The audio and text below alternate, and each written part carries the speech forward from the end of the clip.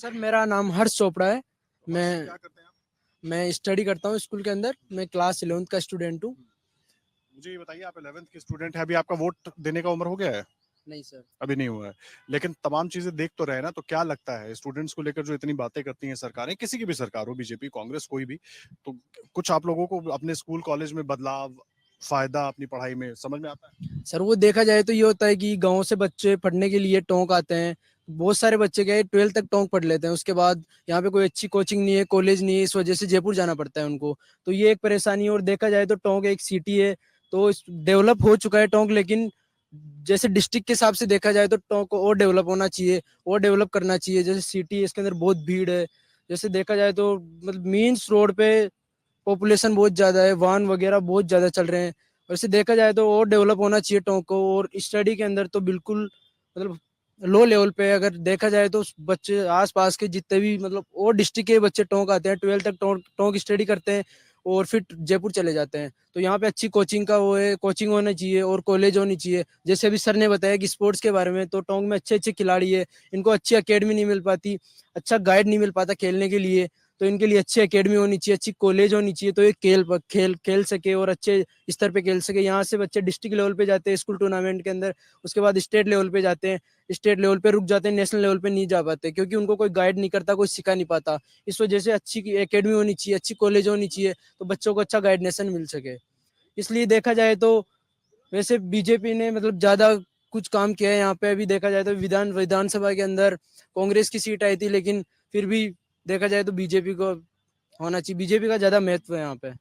क्यों, ऐसा क्यों लगता है आपको कि किसकी वजह से? नरेंद्र मोदी जिस तरीके से बात करते हैं, प्रधानमंत्री हमारे जो कहते हैं, जो अब आजकल वो गारंटी भी दे रहे हैं, उस वजह से, या कुछ और, या पिछली सरकारों ने जिस तरीके से काम किया उसको देखकर कह रहे हैं? आप क्या लगता है? नहीं सर, जैसे मोदी जी की बात नहीं है, मोदी जी कहते हैं, लेकिन पिछली सरकार की वजह से है कि टोंक के अंदर जितना भी विकास हुआ है और भी चीजें हुई है, तो वो सिर्फ ओनली बीजेपी की वजह से हुई है। जैसे अभी वो सर ने भी कहा था कि ये पार्क में आप खड़े हो देखो, अच्छी बच्चों के लिए खेलने की फैसिलिटी वगैरह है, ये बीजेपी ने करवाया है। इस वजह से देखा जाए तो पिछली सरकार ने जिस हिसाब से काम कर रही है, तो बीजेपी को वोट देना चाहिए, आम आदमी को। ठीक है, देखिए, इनको लगता है, अभी हालांकि इनका वोट नहीं है, लेकिन इनको लगता है कि आम आदमी को बीजेपी को वोट देना चाहिए, जो बेहतर काम हुए वो बीजेपी ने किए हैं। आप बताइए, मुद्दे एक तो यहाँ के युवाओं के क्या है? युवाओं के अगर मैं फोकस करूं, सबसे बड़ी बात रोजगार की होती है। टोंक में ऐसा कुछ साधन है? क्योंकि ज्यादातर जितने हम यहाँ पर, पहले भी हम आए कई बार, विधानसभा में भी हमने लोगों से बातें की, काम धंधे को लेकर ऐसा कुछ उपलब्ध नहीं है। पढ़ाई लिखाई कर भी ली तो करें क्या, या तो फिर बाहर जाएं। जी देखिए, प्रत्येक स्टूडेंट भारत का भविष्य है और भारत के भविष्य के साथ पिछली कांग्रेस सरकार ने काफी खिलवाड़ किया है। हर पेपर को कांग्रेस सरकार ने बेचा है और फिर वो बात कर रहे हैं, अभी जो उनके चुनावी मुद्दे हैं उनमें बात कर रही है कांग्रेस सरकार के प्रत्याशी और कांग्रेस सरकार के बड़े लीडर बात कर रहे हैं कि हमारी सरकार गरीब मजदूर किसान की बात करती है।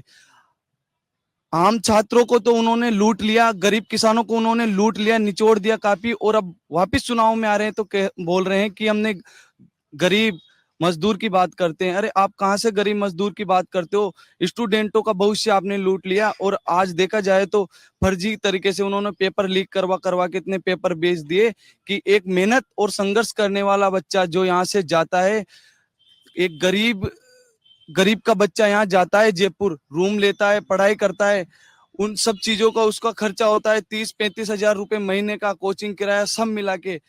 एक किसानी कर कर, एक मजदूरी कर कर एक पिता उसको कोचिंग करवाता है। कोचिंग में कोचिंग करने के बाद भी विद्यार्थी उस लेवल का तो बन जाता है कि वो फाइट कर ले एग्जाम, उसकी पूरी तैयारी रहती है। लेकिन ऐसे कांग्रेस पार्टी के कई दलाल, इन्हें दलालों से भी बुरी इनको तो जितना बोलो उतना कम है, क्योंकि ये पेपर बेचकर ऐसे छात्रों के सपनों को मार देते हैं। और जो ये किसान हैं उन्हें आम हत्या करने पर ये मजबूर कर देते हैं। किसानों का और मजदूरों का हक तो ये पेपर बेच कर छीन लेते हैं और उनके बच्चों को बोलते हैं कि ये इस लायक नहीं है। जो अभी इन्होंने एसआई के पेपर बेचे हैं, पटवारी के पेपर बेचे हैं, सभी भर्तियों के लगभग इन्होंने पेपर बेचे हैं और एक गरीब मजदूर किसान की आवाज को इन्होंने दबाया है। हर जगह से विद्यार्थी का, एक तरीके से देखा जाए तो विद्यार्थी का संपूर्ण हनन किया है इन्होंने। अब तो सरकार बदल गई ना, विधानसभा में सरकार बदल गई, राजस्थान में भजन लाल जी की सरकार आ गई, अब तो लोकसभा के चुनाव हो रहे हैं, तो क्या उम्मीद कर रहे हैं कि किन चीजों में बदलाव होना चाहिए? पहले तो ये जो फर्जी बनवाए हैं ना, इन्होंने फर्जी एसआई बनवाए, इनका रिमांड आ रहा है और अच्छी बात है, इनका रिमांड आना चाहिए, घर घर से इनको निकालना चाहिए और इनको करना चाहिए। प्रदेश में बीजेपी की सरकार बनी, अब ये संभव लगता है कि आम नागरिक भी खुद को एक सुरक्षा संपूर्ण समझता है और जो बीजेपी की सरकार बनी है तो स्टूडेंटों को भी काफी भरोसा हुआ है। और जो ये विकास की बात किया जाए टोंक में, तो नगर परिषद में जब बीजेपी का बोर्ड था तब ये नेहरू पार्क का डेवलपमेंट हुआ था, वहाँ बहुत सारे विकास कार्य बीजेपी के सरकार में डेवलपमेंट हुए थे। लेकिन रोजगार के लिए क्या हुआ बीजेपी की सरकार में? रोजगार के लिए क्या क्या हुआ? यहाँ फैक्ट्रियां लगी, कुछ उद्योग धंधे लगे? जौनपुरिया जी ने एक वादा किया था कि टोंक वासियों से कि मैं टोंक में रोजगार के लिए रेल लेकर आऊंगा, तो अभी उन्होंने रेल की घोषणा की थी, टोंक को रेल से जोड़ दिया है। सबसे बड़ा रोजगार तो हमें रेल से मिलेगा जो जौनपुरिया जी ने किया है। सबसे पहले बीजेपी की सरकार में बहुत से पार्क उन्होंने डेवलपमेंट करवाए थे, लेकिन जब से कांग्रेस सरकार बनी है, यहाँ के चेयरमैन बने हैं, तब से उन्हीं पुराने जो सरकार के कार्य थे, बीजेपी सरकार के जो पार्क थे, उनकी प्लेटों पर खुद की प्लेटें लगा दी कि ये हमने बनाया, ये हमने बनाया। केवल कुछ नहीं किया, कांग्रेस के जो सभापति हैं यहाँ के, कुछ भी नहीं किया, केवल उनका क्षेत्र बही रोड उसका विकास किया है, वहां पे लाइटें लगाई है खूब आराम से, और उनके समुदाय को विशेष पट्टे बांटे हैं यहाँ पे। ठीक है, लेकिन मुद्दे रोजगार की भी बात होनी चाहिए ना। तमाम मुद्दे ठीक है, पार्क बनना ठीक है, सौंदर्यीकरण, साफ सफाई, ये सब भी अपनी जगह उतनी ही जरूरी है, लेकिन साथ में रोजगार और शिक्षा की भी उसी तरीके से बात होनी चाहिए। मुद्दे युवाओं के यहाँ पर क्या है? सांसद भी 10 साल हो गए, विधायक भी 2 बार हो गए, सरकारें बीजेपी की भी रही, कांग्रेस की भी रही, बदलाव दिख रहा है यहाँ पर रोजगार, शिक्षा, तमाम दूसरी चीजों को लेकर? रोजगार को लेकर जहां तक बात है, सभी सरकारें अपने स्तर पे प्रयास करती हैं और वैकेंसीज निकालती है, लेकिन नियत के सवाल प्रश्न खड़ा हो जाता है। कांग्रेस की नियत में खोट थी। वैकेंसीज तो उन्होंने भी निकाली, लेकिन उसको उन्होंने एक धंधा बना लिया। एक तरह से आपको पेपर बेचना है, उससे पैसा कमाना है, फिर वैकेंसी निकालनी है, फिर पेपर बेचना है और वैकेंसी। 3 महीने की भजन लाल सरकार बनी है और भजन लाल सरकार ने अभी तो अपना केवल ट्रेलर दिखाया है। पूरा युद्ध स्तर पर पेपर माफिया पे काम चल रहा है और पेपर माफिया को पूरा नस्तनाबूद कर दिया जाएगा। उसके बाद जब वैकेंसीज निकलेगी, किसी की हिम्मत नहीं होगी। यहाँ पर आपने देखा होगा, भाजपा की जब सीट निकलती है तो किसी को ये भी नहीं पता चलता किसको टिकट मिलने वाला है। तो यहाँ तो एक टिकट की लिस्ट लीक नहीं होती, तो पेपर तो लीक होने का सवाल ही पैदा नहीं होता।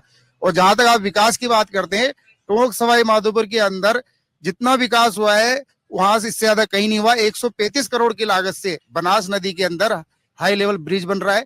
आपके सवाई माधोपुर क्षेत्र के अंदर 45 करोड़ की लागत से हमीर ब्रिज का चौड़ाईकरण का काम हो रहा है। कई नई लाइन का निर्माण हुआ है सवाई माधोपुर से, कई जगह स्टेशन चालू हैं हमारे सांसद महोदय की तरफ से। और सांसद महोदय खुद अपने निजी कोष से कोरोना काल से 5 साल से करीब 2000 भोजन के पैकेट पूरे जो हमारे यहाँ के अस्पताल है उनमें एक एक बेड पर वितरित किए जाते हैं। उन सबकी दुआएं उनके साथ है और 100% सबको यकीन है, सबने मन बना लिया है कि टोंक सवाई माधोपुर सीट भाजपा जीतने वाली है। और केवल टोंक सवाई माधोपुर सीट ही नहीं, इस बार सबने लक्ष्य बनाया है कि नरेंद्र मोदी जी को 400 मोतियों की माला पिरोनी है और उसमें एक मोती की माला, एक मोती टोंक सवाई माधोपुर का रहने वाला। अगर आप ये वीडियो YouTube पर देख रहे हैं तो हमारे चैनल को सब्सक्राइब करें और बेल आइकन को दबाना ना भूलें। अगर आप Facebook पर ये वीडियो देख रहे हैं तो हमारे पेज को लाइक करें।